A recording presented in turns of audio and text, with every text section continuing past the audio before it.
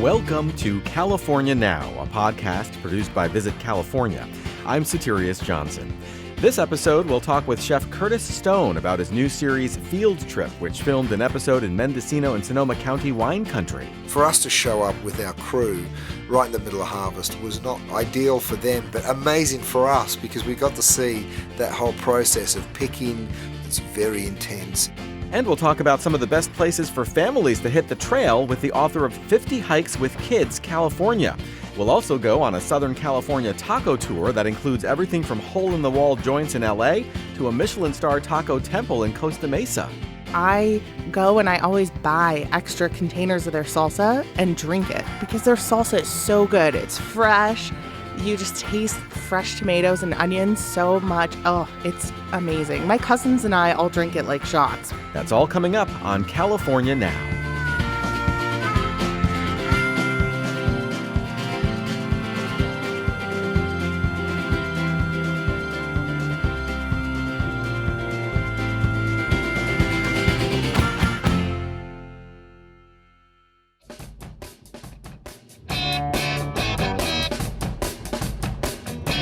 Cuisine comes from a culture, its characters, the attitudes. It's the soul of a place. As I look to reinvent the menu for my flagship restaurant in Beverly Hills, Maude, I'm going on a journey that'll take me and some of the team around the world to experience the food, wine, and history in some of the world's most fascinating regions. That's my next guest, Chef Curtis Stone, previewing his latest TV series on PBS called Field Trip. Curtis recently embarked on a tour through Sonoma and Mendocino wine country for an episode of Field Trip, and he's going to tell us about that experience today. Welcome back to California Now, Curtis. Thanks so much. Nice to be here. Well, I feel like I should start by congratulating you since the last time we spoke, your restaurant Maude earned a Michelin star. What does that recognition mean to you and your team? You know what? It's a funny feeling. I remember when we first found out that the Michelin Guide was coming back to California because they were here at one point and then they had a pretty decent hiatus. I think they were gone for close to a decade there. So when we found out they were coming back, we as a restaurant got extremely excited, and I as an individual got very nervous because I'd spent the last 20 years cooking in restaurants that were Michelin rated or in the countries that they were clearly there, and it was always a dream of mine to win a star. But then when it became real that you either win one or you don't, we got quite nervous. With making sure that our standards were high enough. But we're very, very humbled and grateful to be recognised for sure. Well, it's very well deserved, and one of the things that makes Maude so special is that you're constantly changing the menu. Can you tell listeners about the shifting menu there? Yeah, well, what we do is we take a wine region that we are fond of, and we go there with the wine team as well as the chefs, and we go and basically do a deep dive, some research and development on the cuisine, the culture, the attitudes, the music, the history, you name it, and we kind of try and look at it. And then what we try and do is develop a menu that sort of honors that wine region, and then all of the wine pairings that go with the dishes come from the region. So yeah, that's sort of the concept. So for this episode of Field Trip, what drew you to the California coast north of San Francisco up in Sonoma and Mendocino counties?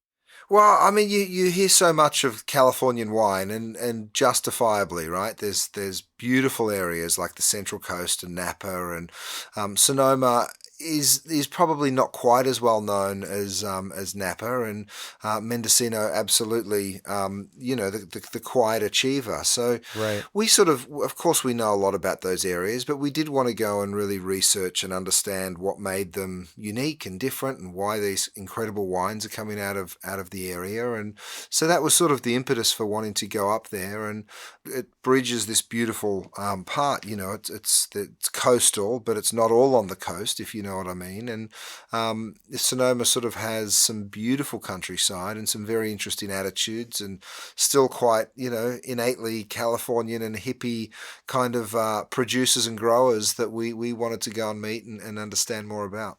Yeah, well, I mean, and there's definitely parts of the area that aren't on the water, but there are also parts that are on the water. And you did spend some time on the water itself, right? So where exactly did you go? And what do you think impressed you most about the seafood in the area? Well, look, the seafood is it's incredible. You have so many beautiful things coming out of the ocean in and around that area. We met these ladies. They have a fishing boat called Princess, which is aptly named because everybody that works on the boat was female, and they go out and they fish for all sorts of things. But catching the fish, it's a real way of life, and they have this very interesting respect of the ocean attitude, which is again something that I think California does really well is understand its environment and try and protect it and take care of it. And so we went out with the ladies on the Princess, and we learnt to fish, and we got schooled in how we should be filleting fish, and it was pretty cool. I think whenever you get to see a product like seafood in its most natural environment, then that's really special. Of course, there's uni and there's amazing spot prawns even up that high. So you really are finding beautiful, beautiful product that comes out of the ocean there. Now, you also visited some farms while you were there. Single Thread is both a farm and a restaurant in Healdsburg. It's received a truly impressive 3 Michelin stars, and you spent some time both in their kitchen and on their farmland as well. So what was that like? It was amazing. I mean, Kyle, the chef there, is really just something else. When we first met with him, he, very proud of his restaurant, and every little detail you look at and you ask him a question about, there's this incredible story behind. And, I think he and his wife have just formed this incredible partnership where she's effectively the farmer, the grower, and he's the chef, so they have these very close relationships, of course, and talking about ingredients and extremely seasonal. And, he made a comment like when they stop growing the tomatoes, he purposely doesn't eat another tomato until the first tomato of the next season. And, whether it's tomato sauce on a pizza or something that comes out of a can or a preserve, he purposely doesn't, because he wants to really celebrate the feeling of when, that tomato does come back into season. And I think it's a really powerful thing, because as a chef, you really start developing a love of something when it does. We're so spoilt with everything all the time, and one thing that he sort of does is take that growing very, very seriously. I'm sure it helps that it's his wife in the farm, and the stuff that she produces, he has a love for even more. But so whether it's out in their farm where they're growing stuff, or his attitude to, it's almost like a kaiseki style menu that he produces, very Japanese influenced, but innately Californian, and that's what makes it so special. And I think that was in some ways a very recurring theme of places that we would go to, regardless of where the ideas came from or the inspiration for something came from. California was making it its own, and that was really cool. You sit there, as a chef, I sit there thinking, oh my goodness, this is so hard to follow, because I'm out trying to develop my menu, and but you learn something from everywhere you go and from everyone you meet, and that's sort of the cool thing about it all. Absolutely. So you think that the 3 stars are justified? Totally. He deserves every single one. Did you bond with Kyle and Katina about keeping things local and really letting the ingredients shine on the plate?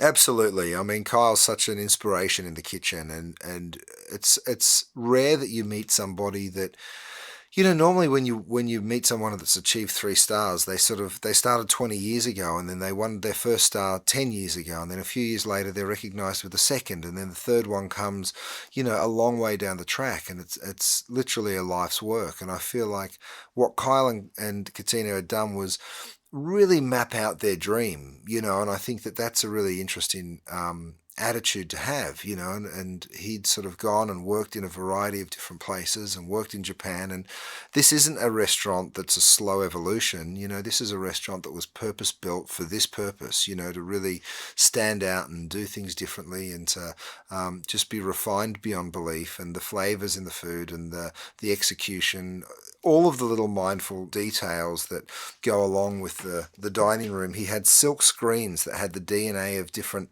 vegetables weaved through these silk screens. And they're just, no matter what it was that you pointed to or asked about, there was this incredible story about it. That's amazing.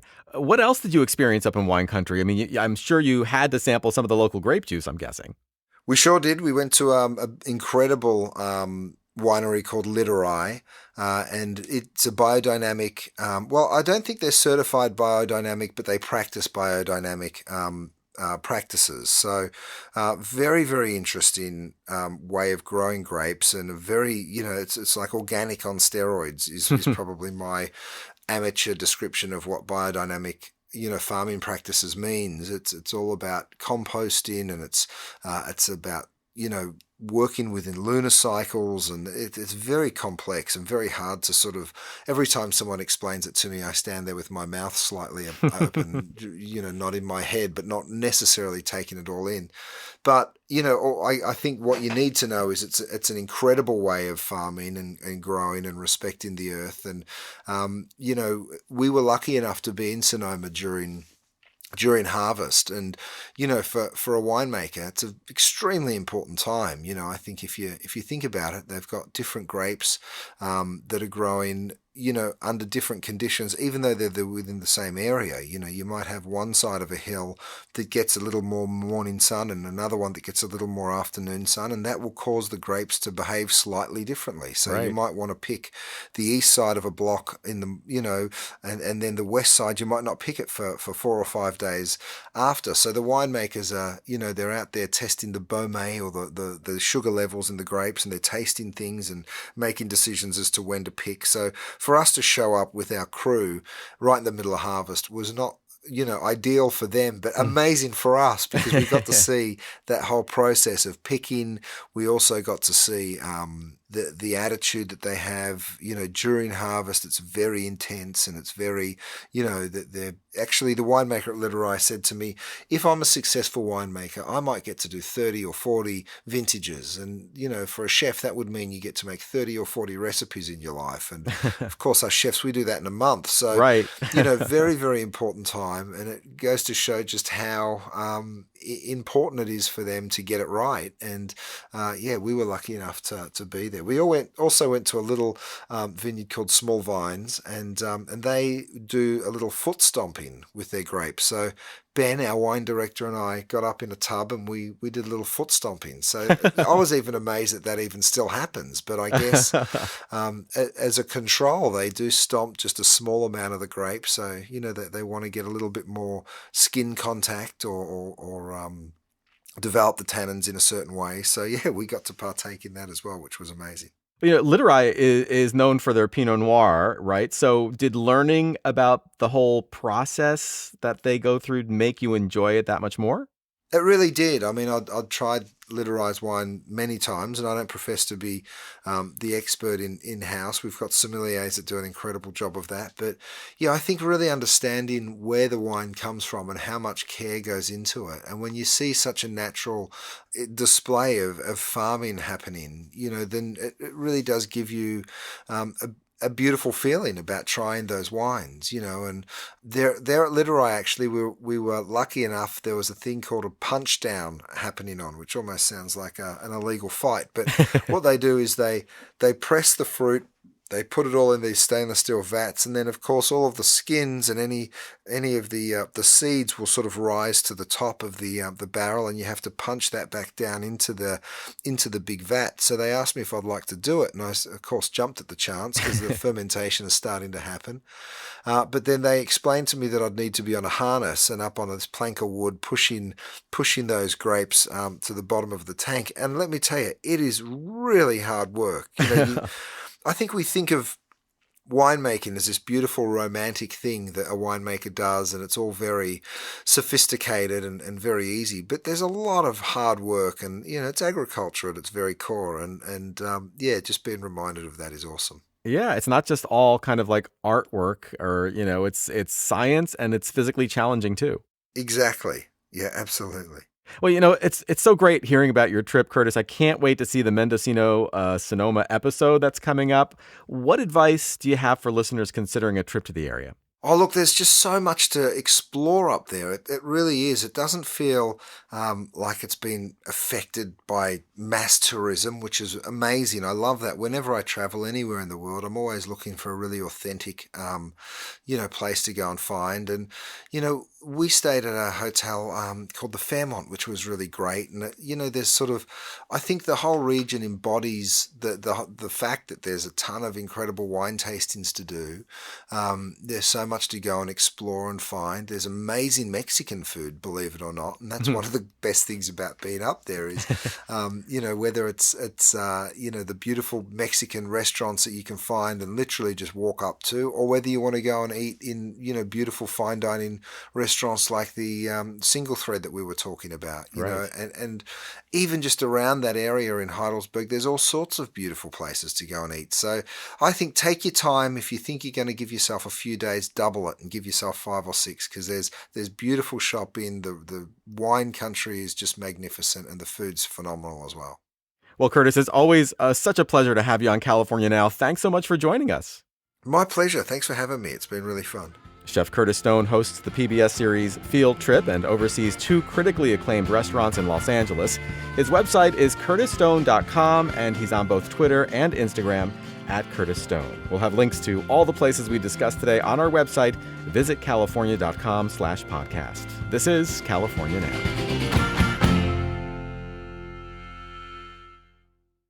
California has thousands of hiking trails to choose from, and my next guest is an expert at identifying and hacking the best hiking trails for kids.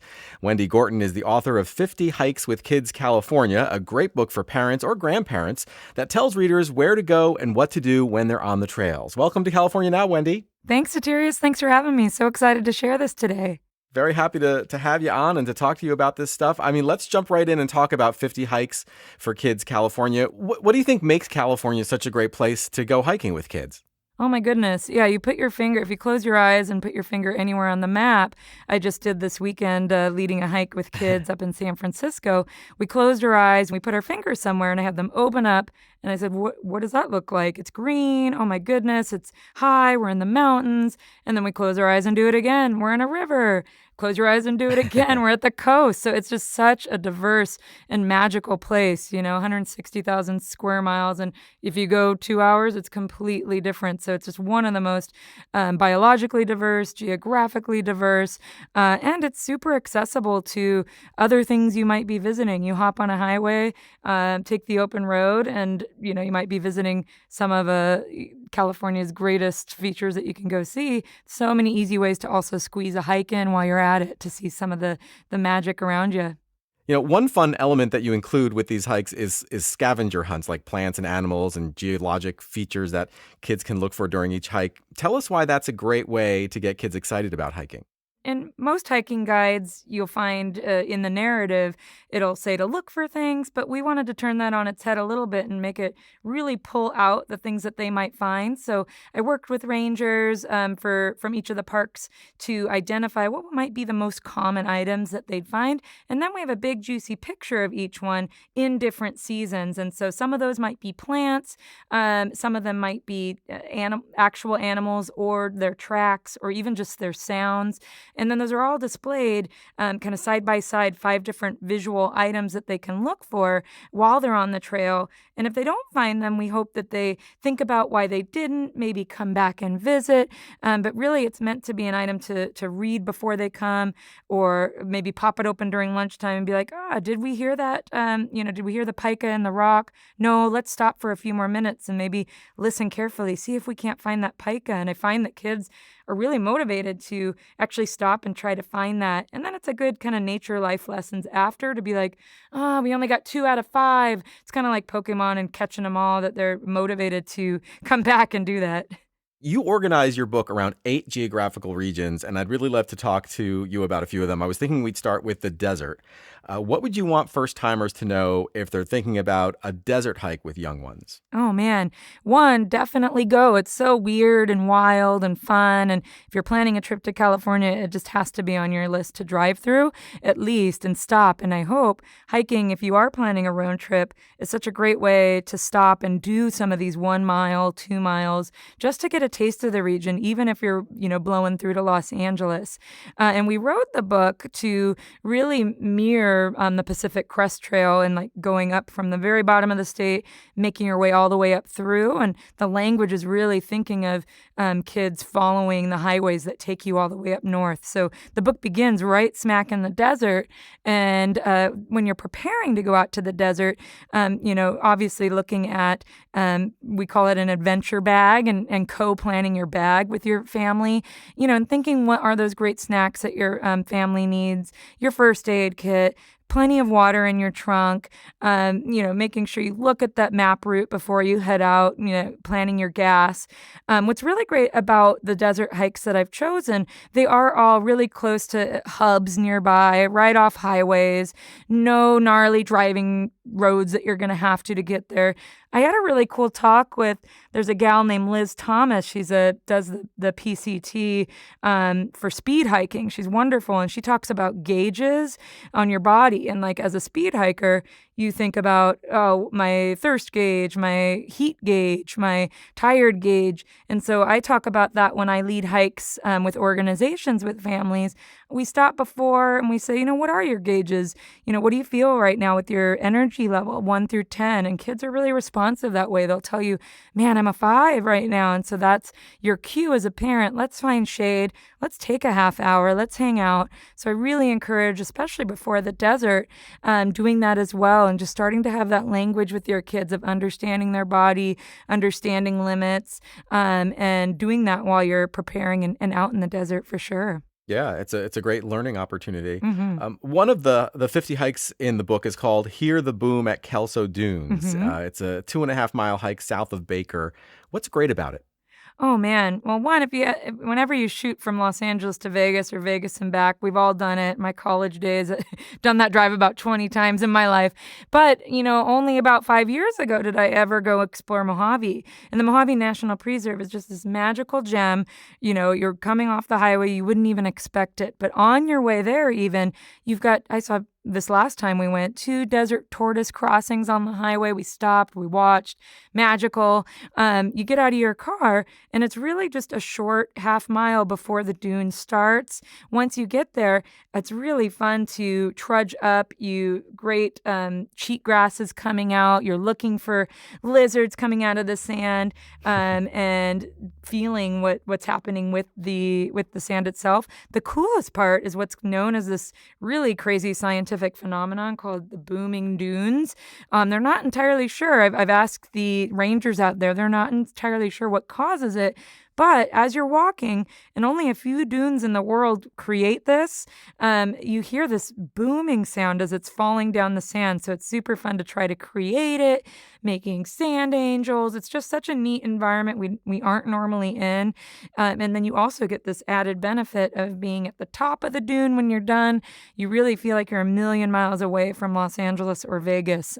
Super fun hike, super accessible, and you can really take it as far as you want as you're on the dune. If you get tired, you turn around and you come back down for sure. But I'm a big Mojave fan and encourage families to go explore. That sounds really great. Another one is called Squeeze Through the Slot down in Anza Borrego Desert State Park, which features some really beautiful rock formations. Can you kind of describe that hike for us?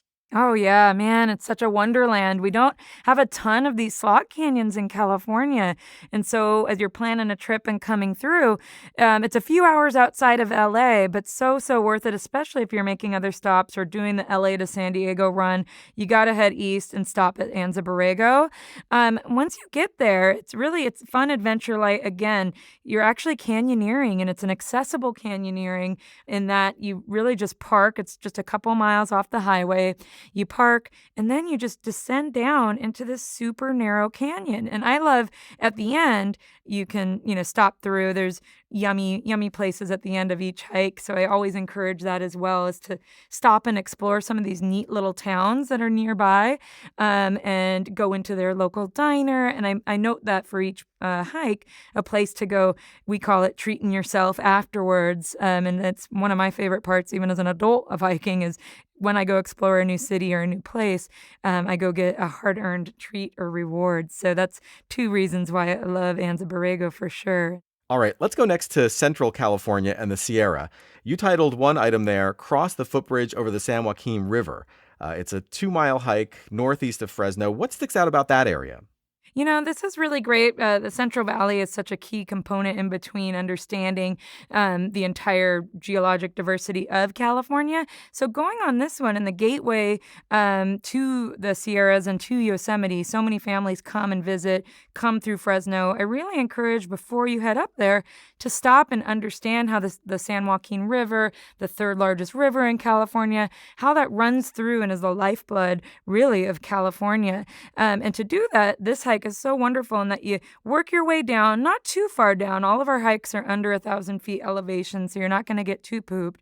But you work your way down through this oakland savanna, looking for quails, and stopping at the main point of the hike, which there's always some sort of nice carrot, some sort of interesting feature. And here in this case, it's a really sweet suspension bridge, which kids cannot get enough of. Go on the suspension bridge, look up that river. They can even see an old 1920s powerhouse. Again, asking those questions, how does water make power? How is this connected? Where do we get our water? All these questions just happen when you're outside. And I really encourage this as a fun hike because it's got the history, because it's got cool flora and fauna, and because of that rushing river and the bridge, for sure. When you're done, you can stop at really cute Awberry on your way out, get a really monster cookie at Creekside Carryout, and just explore a little small town of California, which is half the fun of California. You know, we've got our big, beautiful cities we love, like LA, Fresno, San Francisco, Sacramento, but it's the Awberries out there is where you really see where California came from. It's really 50% of the fun for me, too, is stopping and exploring those little towns. That sounds fantastic. Well, let's hit one more. What about California's North Coast? What does that part of California have to offer families? Oh my goodness. The redwoods are just so immense, so magical. And it's really just this unique place on earth, right? There's just not that many locations that can foster these crazy redwoods.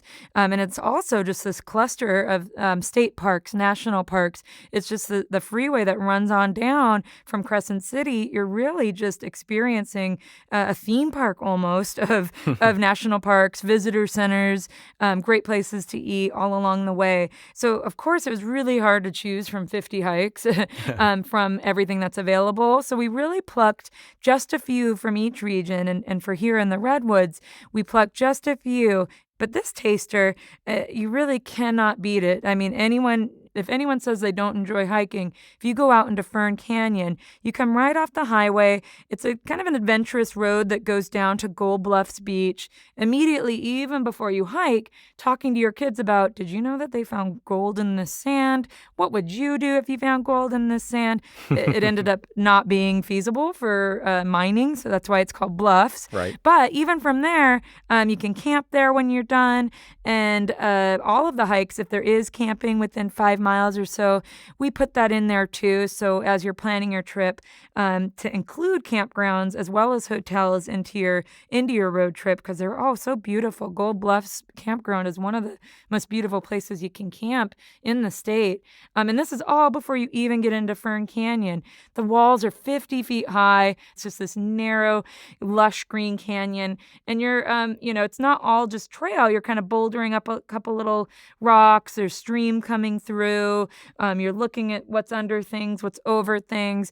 So it's definitely not just the walk you're doing. Your kids are really leading the way through this magical canyon and coming back out. So one of Redwood's treasures and one I highly recommend. Yeah. I've seen photographs of Fern Canyon, and it is amazing. It's otherworldly. It's like you're walking. You mentioned these tall canyon walls that are 50 feet tall, and the fact that they filmed a Jurassic Park movie there, I can only I'm sure kids could just imagine seeing a dinosaur walk by. It's just like it kind of fires up the imagination. Yeah.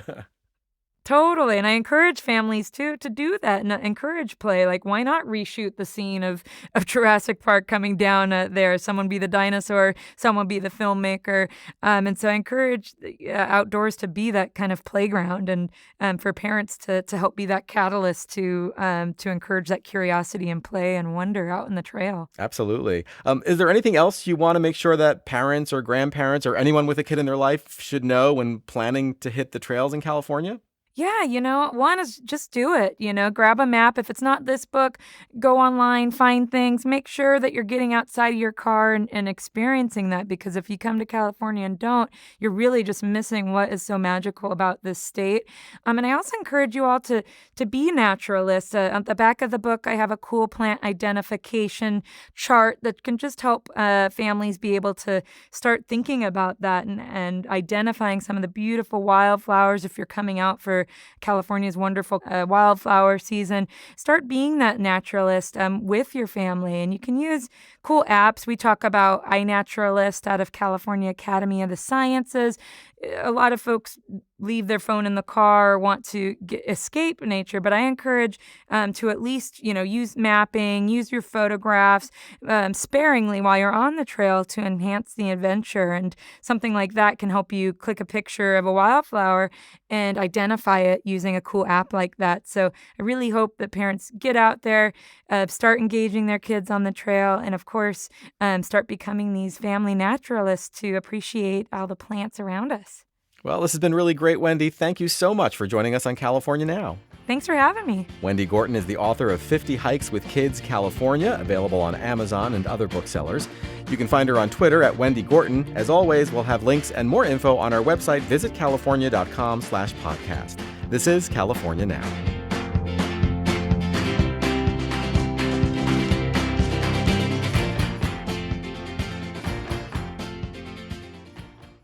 As you may already know, California offers road trippers limitless possibilities, whether you love the outdoors or art or shopping or architecture or you name it. My next guest decided to embark on a road trip organized around a very specific theme: tacos. Courtney Odell is a self-described travel-obsessed foodie who writes the popular Sweet Seas Designs blog. More than 90,000 people follow her on Instagram, and we're happy to have her join us today. Welcome to California Now, Courtney. Thanks so much. Thanks for having me. So by our count, you sampled tacos at 16 different places across 5 days. Is that right? That is correct. My jeans are a little tight-fitting right now. Still a little full from all of the food, but it was amazing. It is such a great way to take in all of the different neighborhoods that Southern California has to offer and try so many different takes on a taco. Well, we'll put it into perspective for us a little bit. Any guess as to how many tacos you actually tried along the way? We started counting and lost count after 30. So Okay. we had a lot. We sampled. There was one restaurant that I think we had 15 just in that restaurant. So Oh my gosh. it actually was a lot of hard work. There was so much food. California just has the best food. And going down the coast, there's so many options. I can't make a decision to save my life. And there were literally days that I ordered everything on a menu. And I was like, wait, it's just my husband and I. How am I going to eat all this? But I need to taste it all. And it was just wonderful. It's one of the best ways to really see California. No, it's great that you brought your husband along, because then you could also get like his perspective on things too, right? So, and it's what a great way to spend some time.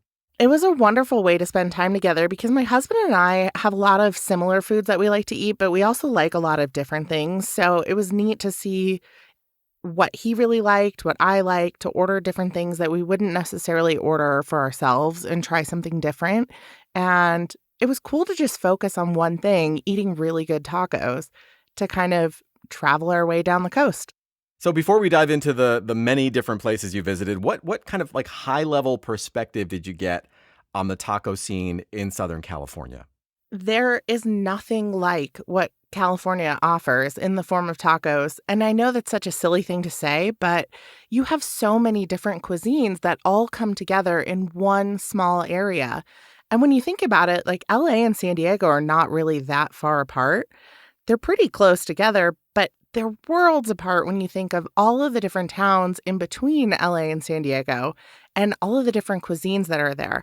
There is obviously a very vibrant Mexican-inspired taco presence, but you also have lots of really new things. We tried almost like Lebanese-style tacos. We tried some very Asian-inspired tacos. We tried very American-style tacos. There's so many different things in such a small area, and that's one of the reasons that California is one of the best places to go and taste so many different takes on different cultures and different takes on something so simple like a taco. Well, let's start out in LA. You grew up in LA, right? Yeah, I actually grew up in Moore Park in the Valley and in Santa Monica. Okay, so did you already know some of these places beforehand, the places that you visited?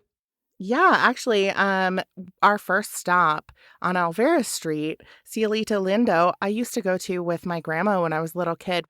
You can go and visit the museum there on Alvera Street and learn about early life in Los Angeles. And you can also get amazing knockout, super crunchy taquitos.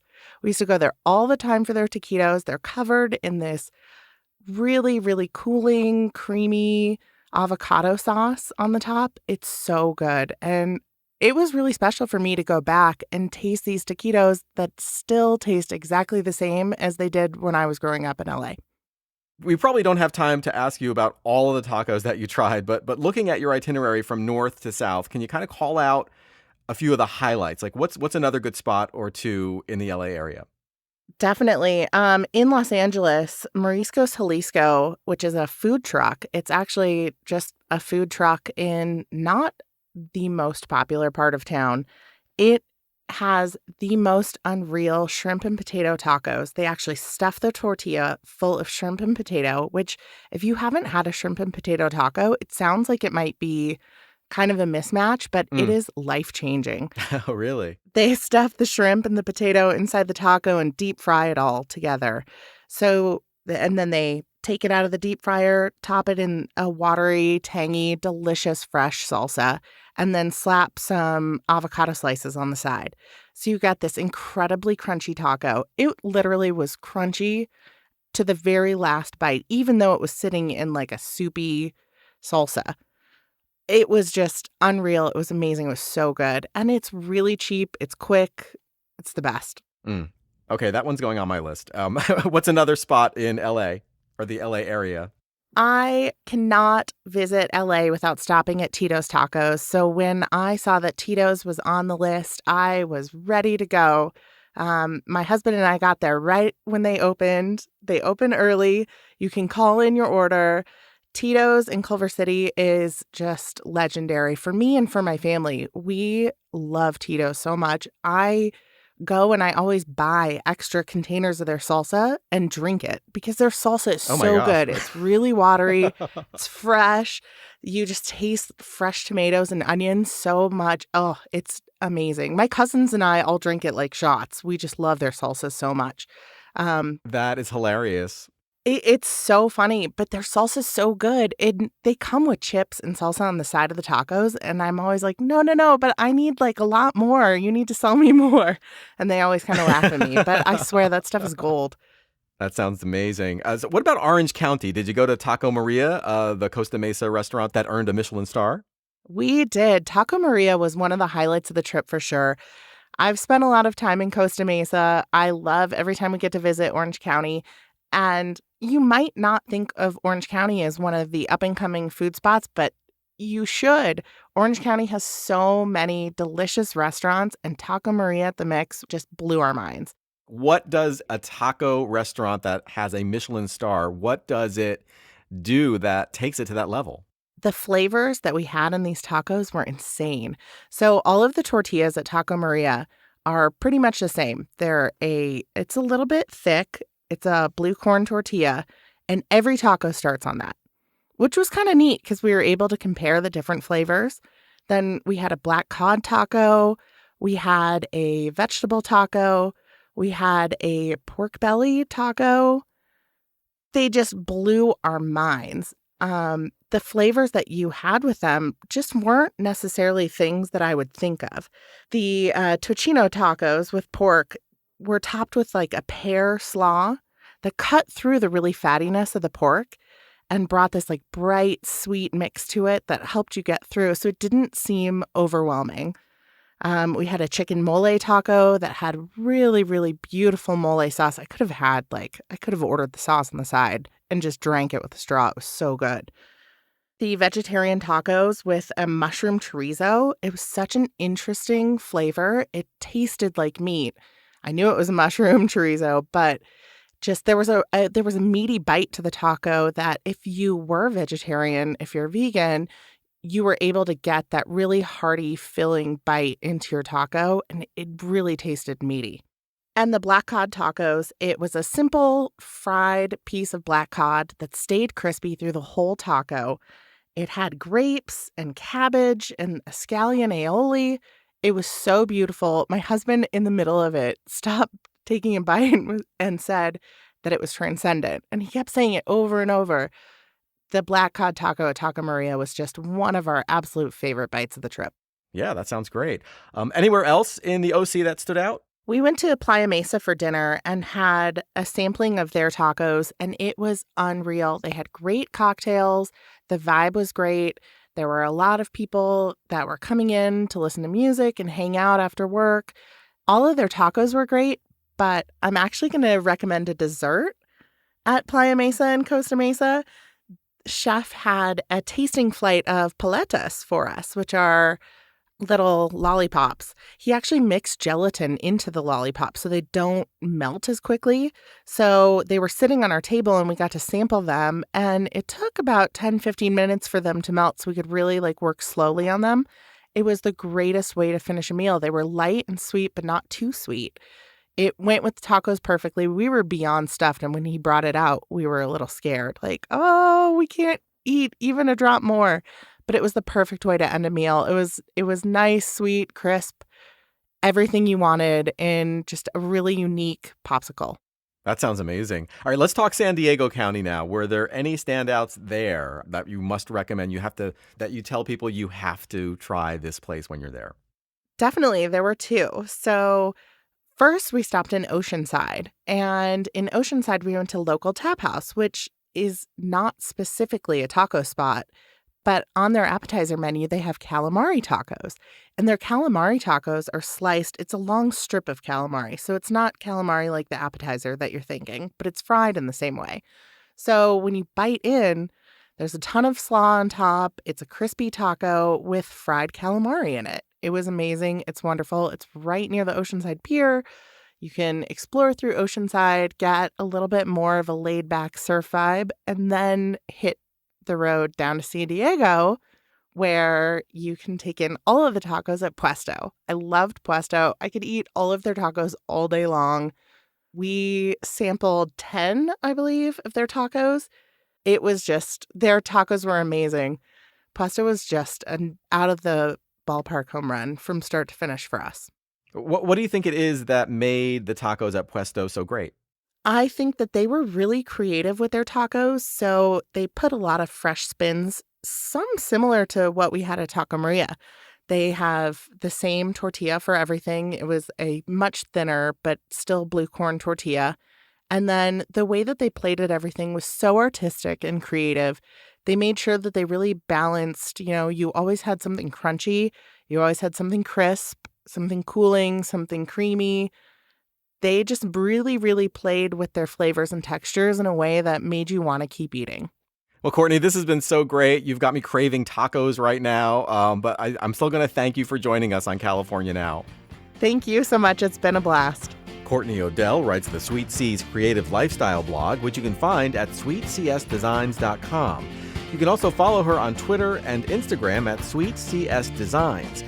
And for a sampling of where Courtney's inspiration came from, head on over to our Road Trips hub at visitcalifornia.com/roadtrips and check out the Southern California Taco Tour. Thanks for listening to California Now. This podcast is produced by Visit California. I'm your host, Soterios Johnson. You can find our show on iTunes and Stitcher. Please subscribe. And you can plan your next visit and maybe find a few tasty taco places to check out at visitcalifornia.com/roadtrips.